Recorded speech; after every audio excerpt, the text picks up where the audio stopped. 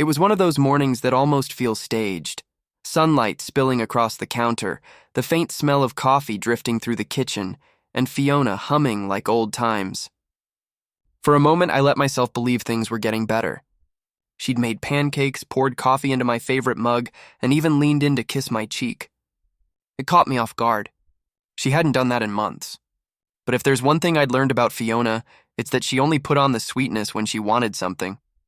"Hey," she started, voice soft, almost too casual. "You remember my brother Jake?" I didn't even look up from my mug. "Yeah," I said. "The CrossFit guy who thought protein shakes were a food group." She frowned at that like I'd just insulted a saint. "He's not like that anymore," she said quickly. "He's been through a rough patch. His wife left him, took the house. He's basically living out of his car right now." I could already see the setup forming. I'd been married long enough to recognize when she was leading into something. I sighed and leaned back in my chair. "And you want him to stay here," I said, finishing the sentence for her. She blinked, pretending to be surprised that I caught on so fast. "Just until he gets back on his feet," she said lightly. "He's family, Mittell." I put my mug down slowly and looked at her, really looked at her. "Fiona, no. Absolutely not." For a second, she just stood there, spatula in hand, blinking like I'd just spoken another language. Then came that familiar edge in her tone, the one she used when she didn't get her way. "He's got nowhere else to go," she said. "What kind of person turns away family?" And right then, I knew I was cornered. Because that's what Fiona did best. She'd wrap guilt in a bow and hand it to you like a gift. I wanted to argue, to stand my ground. But I could already see it in her eyes. She'd made up her mind. Whether I said yes or no, Jake was coming. And that morning, the one that started with pancakes and a kiss, turned out to be the day I unknowingly opened my door to the man who would burn my marriage to the ground. "I'm not running a charity," I told her, my voice already tight. "We've got a toddler, a mortgage, and barely enough space as it is." That's when the switch flipped. The soft morning tone vanished. "Wow," she said, voice sharp now. "You're seriously being heartless right now?" He's my brother, Mittell. "Yeah," I said, trying to keep calm. "Your brother, a grown man who can figure things out. He's not our responsibility." She crossed her arms, fire in her eyes. "So what, you'd rather he sleep in his car while his own family pretends he doesn't exist?" I stared at her, feeling the distance between us stretch even wider. "That's not my family," I said flatly. "And this isn't my problem." Her jaw dropped like I'd just said something unforgivable. Unbelievable. "You talk about morals and being a provider, but you can't even help someone for a few weeks?" I didn't argue. I was tired of arguing. "He can stay 1 month," I said finally. "That's it. He pays rent by the end of it and finds a job. I'm not babysitting another adult." She hesitated, caught off guard that I'd drawn a line. "Fine," she said, her tone clipped. 1 month. But the way she said it, that quiet defiance in her voice, told me she already planned to stretch it. 2 days later, Jake pulled into the driveway with his entire life jammed into the back of a pickup truck, gym bags, boxes labeled personal stuff, and that confident grin of his. He was tall, built, and way too put together for someone supposedly shattered by divorce. "Hey man," he said, flashing a friendly smile. "Thanks for letting me crash here." "Yeah," I replied, forcing a polite nod. "Just remember, 1 month." He laughed, easy and careless. "Oh, for sure. I'll be out before you even notice me." That was a lie. I noticed him everywhere. From day one, Jake treated the place like a vacation rental. Shirtless in the kitchen, his shoes kicked off by the couch, helping himself to my tools, my charger, even my car once. Said he had a job interview. When I asked how it went, he shrugged and said, "They're not hiring right now," while scrolling his phone on my couch. Ariana adored him instantly. "Uncle Jake." She'd squeal every time he walked in. He'd toss her in the air, make her laugh until she hiccuped. And I'll admit, for a moment I softened. I told myself maybe it was good for her to have someone playful around, especially when things between Fiona and me had grown so cold. But the more I watched, the more I noticed the details. The way Fiona's face would light up when Jake entered a room. The way she'd casually fix her hair before he came downstairs. The way she leaned in when they talked, her laughter spilling out like a sound I hadn't heard in months. Jake was always there, morning to night. Soon he was picking Ariana up from daycare, saying he wanted to help out. Fiona stopped asking me to do it. "It's easier since Jake's home during the day," she said. "One night I came home from work, went upstairs to change, and when I came back down for dinner, they were already eating. The three of them, Fiona, Jake, and my daughter, laughing at something he'd said. My plate wasn't even set. Fiona looked up mid-laugh like she'd just remembered I existed. "Oh, hey, there's more in the pan if you're hungry." I just stared for a second. At her. At him. Neither of them looking remotely uncomfortable. "Right," I muttered. I served myself and ate at the counter alone while they watched TV in the next room.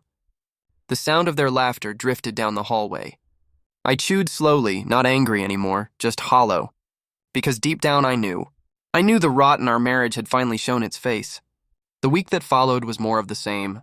Jake on the couch, Fiona defending him at every turn. He still hadn't found a job. One night, I came home late and found him sprawled across my living room, TV blaring, feet on the coffee table, my daughter's toys scattered everywhere. "Jake," I said, keeping my voice steady, "you've been here a week. Any luck finding work?" He muted the TV and stretched like he was the one paying the bills. "Yeah, man, been applying. Just tough out there right now." I crossed my arms. "Tough? It's been a month since your divorce.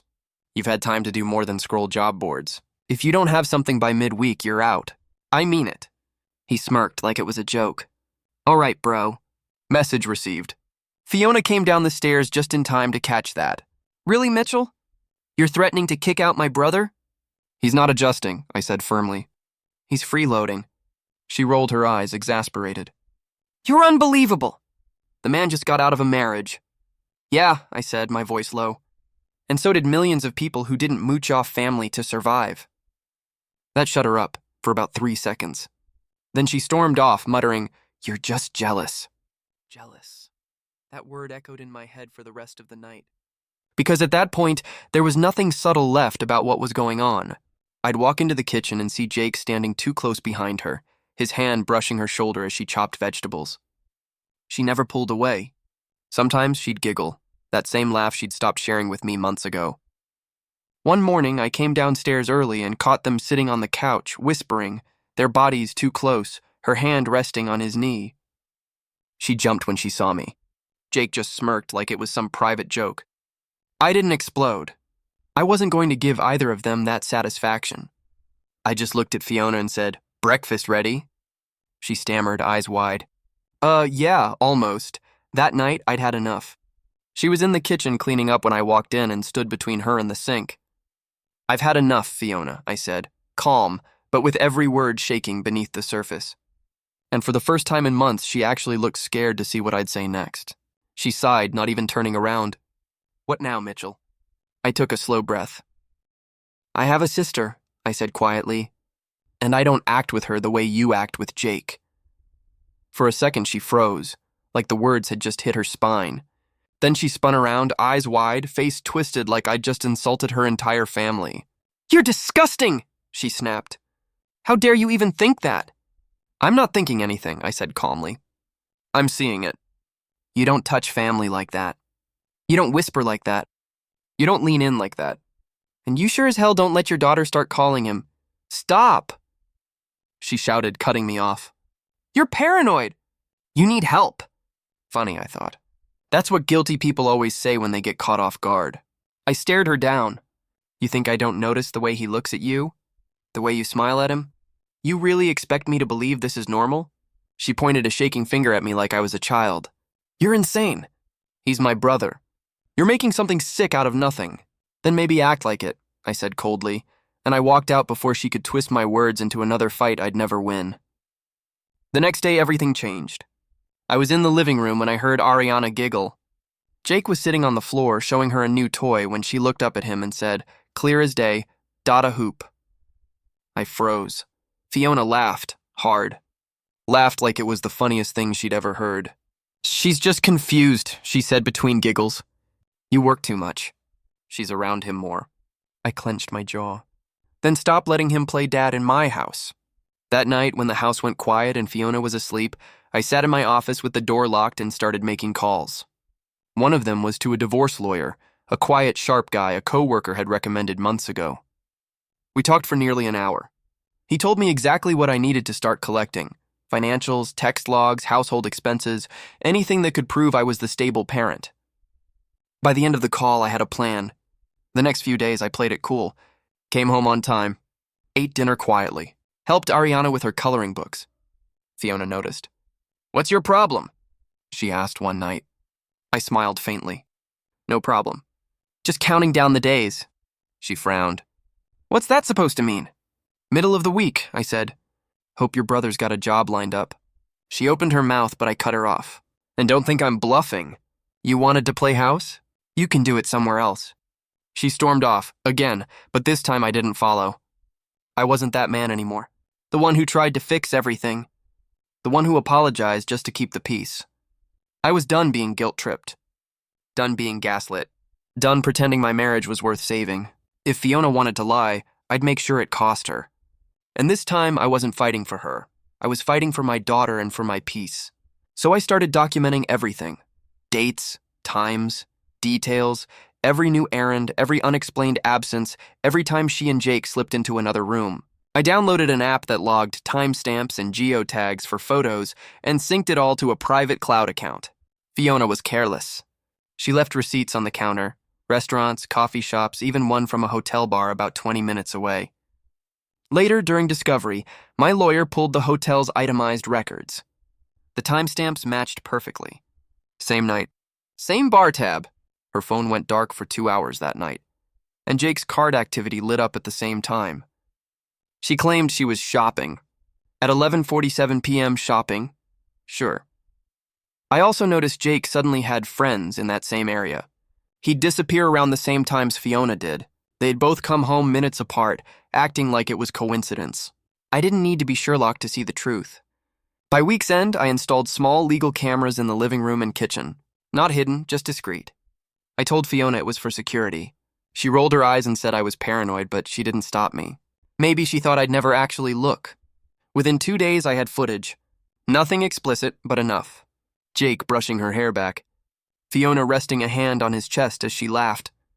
His hand lingering on her waist while they made breakfast together. That was all the proof I needed. I didn't need the whole movie, just the trailer. It told me everything.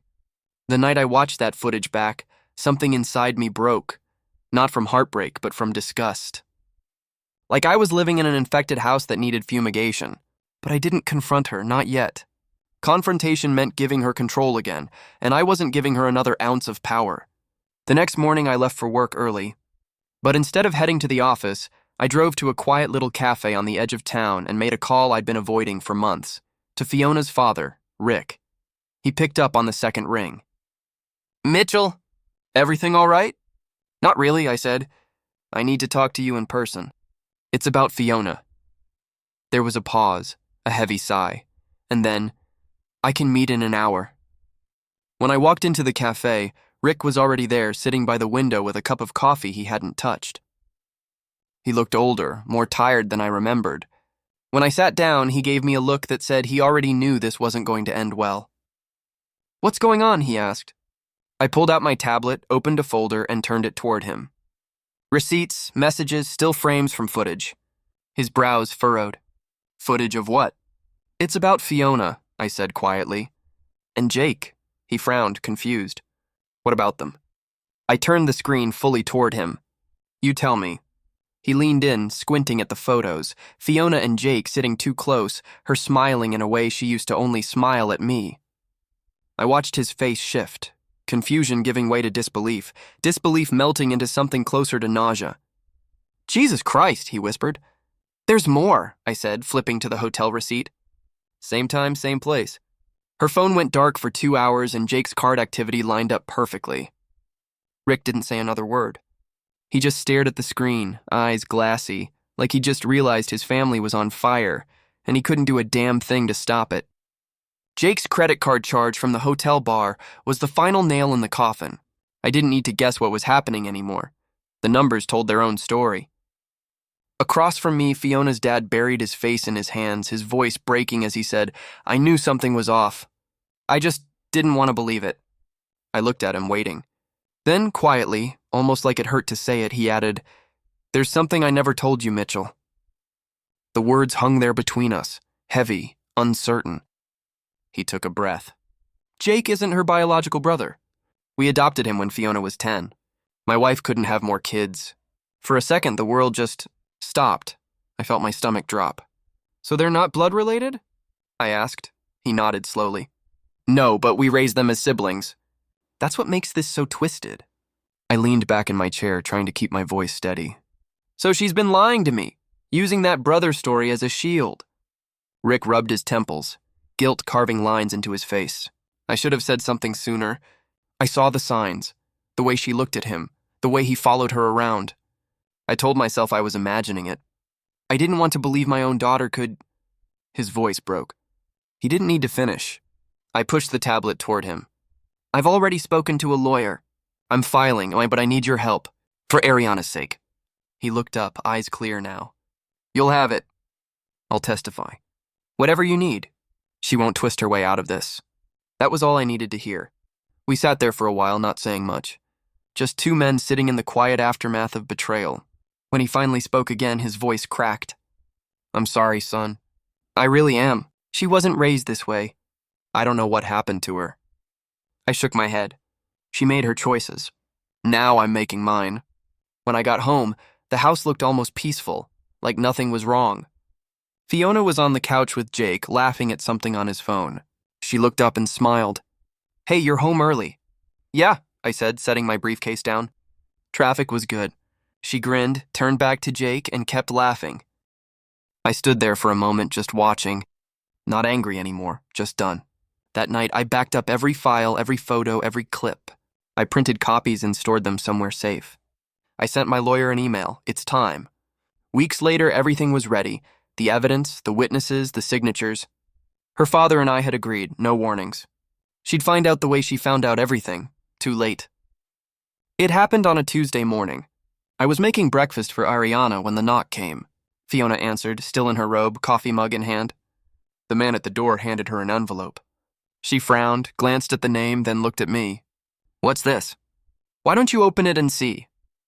I said. She tore it open. I watched the emotions flicker across her face. Confusion, disbelief, then panic. You're divorcing me? I leaned against the counter. You make it sound like it's a surprise. The meltdown was instant. You're insane! You can't just do this. We have a child, Mittell, a family. I met her eyes. You should have thought about that before you built another one with someone else. Her voice cracked. That's not true. You don't know what you're talking about. I pulled out my phone and hit play. On screen, she was in the kitchen, Jake behind her, his hands around her waist, her laughter echoing like a confession. Her face went pale. You spied on me? I documented what was happening in my house, I said calmly. Big difference. She tried to twist it, her voice shaking. This is an invasion of privacy. You can't use that. I already did, I cut in. And you watched me install the cameras. Her knees buckled. The tears came hard, messy, loud. You're ruining our lives, she whispered. I didn't answer. I just poured my coffee, steady, silent. She shifted gears fast, from sobbing to screaming. You can't take Ariana from me. I'm not taking her, I said. I'm protecting her. And right then, another knock came at the door. Fiona spun around, exasperated. What now? It was her father. He stepped inside, no hesitation, no warmth. His face was pale, jaw set. Sit down, Fiona, he said. Dad, sit down! His tone made her freeze. Jake walked in from upstairs, shirtless as usual. What's going on? Rick turned on him like a storm. You've got some nerve showing your face in this house. Jake frowned. Excuse me? You've disgraced this family, Rick snapped. You've dragged your daughter into filth. I raised you better than this. Fiona started crying again. Dad, stop, you're making it worse. He shook his head. No, you made it worse. Mittell showed me everything. Jake stepped forward, defensive. We didn't mean for it to happen. Then what did you mean? Rick's voice thundered through the house. To destroy a marriage? To humiliate the people who trusted you? You think being adopted makes this any less disgusting? Jake's mouth opened, then closed again. Fiona crumbled into tears, not the fake kind this time, but the hollow, hopeless kind. Rick looked at her one last time, his voice shaking with rage and heartbreak. You lied. To him, to me, to everyone who ever loved you. And in that moment, the woman I'd once built a life with looked smaller than I'd ever seen her, not because she was caught, but because she finally realized it was over. Her father's voice cut through the chaos, low, steady, and final. "You betrayed your husband," he said, "and you made me ashamed to call you my daughter. You're both done. Disowned." The word hit Fiona like a slap. Her breath caught, eyes wide. "You don't mean that." "I do," he said quietly, "and I'll testify for Mittell in court. He deserves custody. Ariana deserves stability." That's when Jake snapped. His face twisted, voice rising. "You're all insane! This is between us!" He turned toward me, puffing up like he still had something to prove. "You think you're some big man hiding behind lawyers and old men?" I didn't move. "I don't need to hide, Jake. You're the one living in my house pretending it's yours." He stepped closer, chest heaving. "You got something to say? Say it." I met his eyes, calm, cold. "Yeah, pack your things and get out." Fiona grabbed his arm. "Jake, don't—" He shook her off and swung. I saw it coming. The second his shoulder twitched, I ducked and drove a fist straight into his gut. The air rushed out of him in a groan. When he stumbled back, I caught him once more, clean across the jaw. He went down hard. "Get up," I said, voice low. "And get out." Fiona was screaming now, half at me, half at him. "Stop it! You're both acting crazy." I ignored her. "Take your boyfriend and your lies and leave my house." Jake wiped the blood from his mouth, humiliated. He grabbed his phone, didn't say a word, and disappeared upstairs to pack. Fiona stood there trembling, shaking her head. "You can't just throw us out." "Watch me." Her father spoke again, voice like ice. "You've made your choice, Fiona. Don't come to me when it falls apart." They left an hour later. 2 duffel bags, a shattered illusion, and the echo of a life that no longer existed. When the door closed, the house finally went quiet. The kind of quiet that lets you breathe again. Her father sat down at the table staring at the divorce papers Fiona had dropped during her meltdown. "You handled that better than I would have," he said softly. I shrugged. "Yelling at people like that doesn't work. You just let them self-destruct." He nodded slowly. "You did the right thing, son. I'm proud of you." It didn't feel like victory, not yet, but for the first time in months I felt something close to peace. Not over her, not over him, and over myself. That night, when I tucked Ariana into bed, the house didn't feel heavy anymore. It finally felt mine. The silence that followed wasn't lonely. It was clean. The weeks that came next were a blur of paperwork, hearings, and long hours with my lawyer. Divorce is never easy, but when you have the truth on your side, it gets a little simpler. We laid everything out, photos, videos, receipts, the full timeline. When Fiona saw the evidence in court, her eyes went hollow. There was no fight left. The judge reviewed it all. My financial records, work history, her father's testimony. Then he looked at Fiona like she was a child who'd run out of excuses. "Mrs. Taylor," he said, "you've shown a pattern of behavior that's not just irresponsible, but unsafe for a child." Fiona tried to speak. "Your Honor, please, I love my daughter." But he cut her off. "You had every chance to prioritize your daughter," he said, "and you chose not to. When the gavel came down, I won full custody of Ariana. It didn't feel like revenge. It felt like justice, calm, steady, overdue. Fiona got supervised visitation, a few hours a month, nothing more. Jake sat in the back of the courtroom that day, head down, shoulders slumped. The arrogance was gone. He looked small. Pathetic, even. A few days later, Fiona's father kept his word. He posted a statement online. No cryptic quotes, no vague drama. Just truth. "To anyone wondering why my daughter and her so-called brother are no longer part of my life, they betrayed the people who loved them most. What they did was beyond forgiveness. I've disowned them both and stand with my son-in-law, Mittell, who showed restraint where most would have shown rage. I'm proud of him and will support him and Ariana in every way I can." It spread fast. The same people who used to envy Fiona's picture-perfect life now called her a disgrace. Old friends unfollowed her. Her company, a family-oriented marketing firm, quietly let her go. Jake didn't escape it either. Whispers spread like wildfire. People called him that guy, the one who ran off with his sister. The details blurred, but the core truth never changed. They were finished. They moved into a small apartment on the edge of town, far from everyone who used to know them. Screenshots started circulating online, people posting photos of them in grocery stores, whispering, "Is that them?" Can you believe it? Even their landlord eventually caught wind of it. Their lease wasn't renewed. The notice said, "Community concerns." Everyone knew what that meant. They bounced around for a while after that, nowhere to land. Each time a landlord Googled their names, another door slammed shut. Fiona tried to defend herself once, a long post about how love doesn't know boundaries.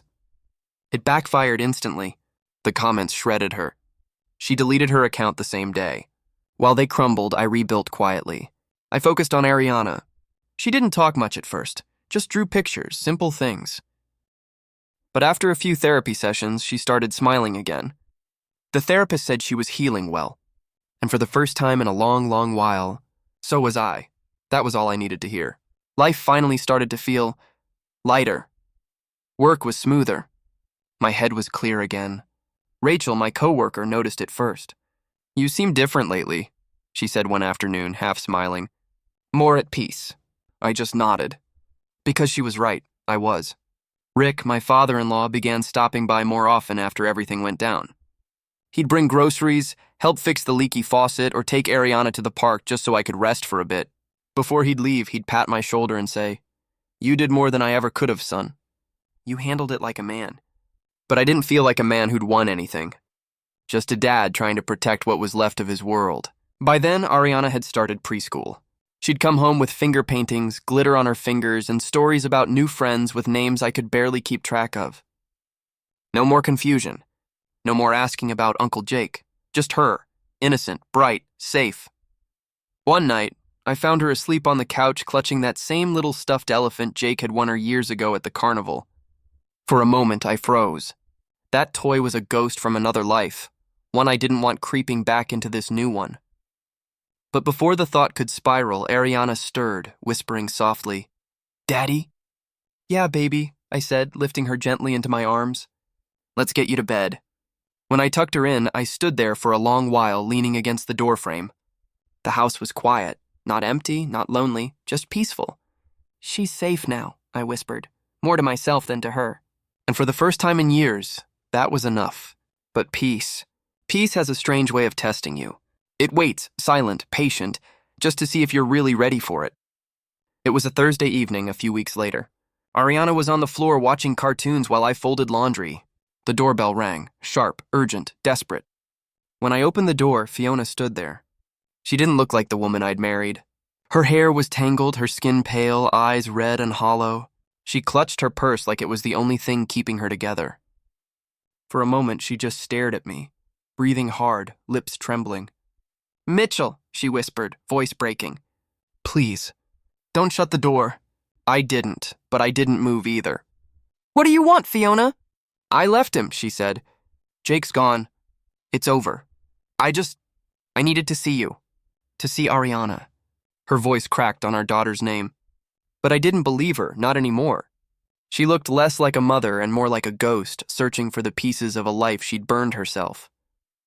"You miss her?" I asked quietly. She nodded, tears spilling down her cheeks. "Every second." "I made a mistake, Mittell, please. I just want to see my daughter."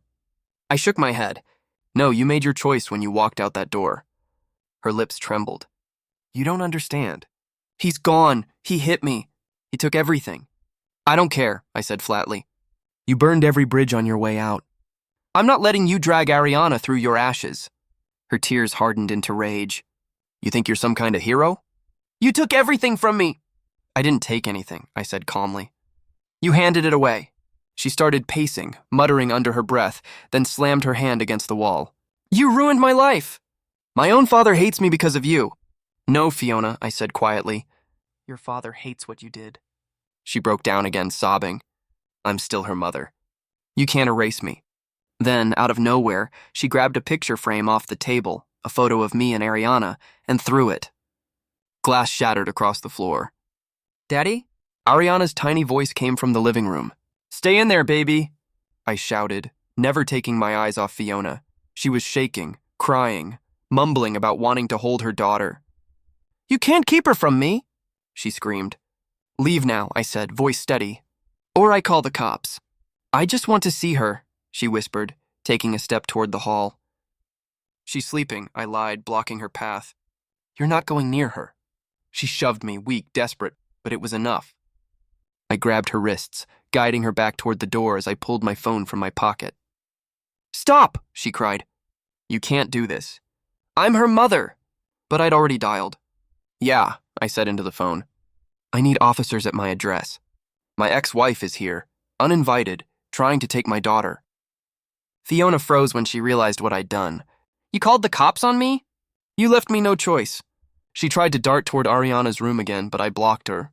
She grabbed a vase and threw it, missed, and the sound of it shattering made Ariana scream. I stood my ground until the sirens came.